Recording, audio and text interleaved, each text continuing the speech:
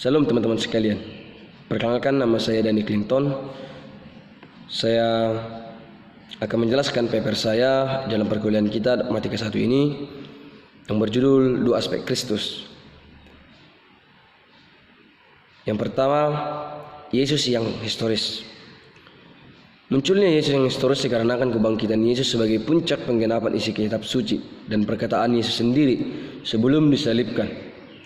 Nah, studi Yesus yang historis berupaya untuk memanfaatkan seefektif mungkin dan seilmiah mungkin dokumen-dokumen sejarah yang tersedia tentang Yesus untuk menghasilkan potret alternatif tentang Yesus.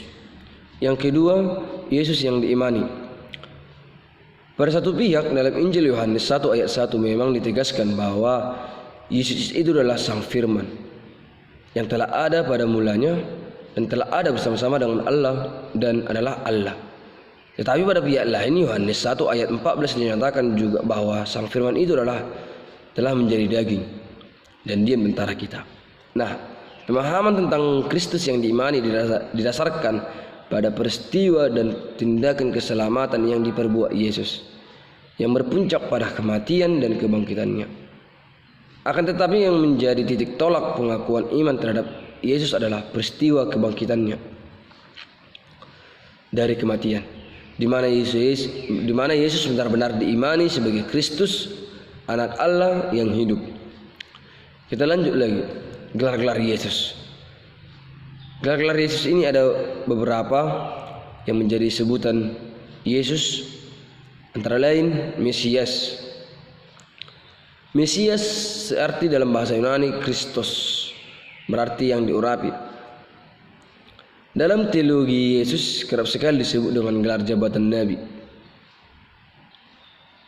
Imam, dan Raja. Gelar Raja menunjukkan kebesaran pribadi Yesus sebagai pengwahyu hidup ilahi yang paling berkenan.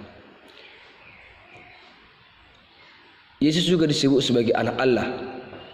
Nah, anak Allah. Sebutan anak Allah mungkin merupakan gelar yang paling kerap diucapkan, bahwa sejak awal kehidupan gereja, ide Yesus anak Allah merupakan ide dasar dan sentral, tidak bisa diragukan lagi. Kita lanjut lagi, dalam anak manusia. Yesus disebut sebagai anak manusia.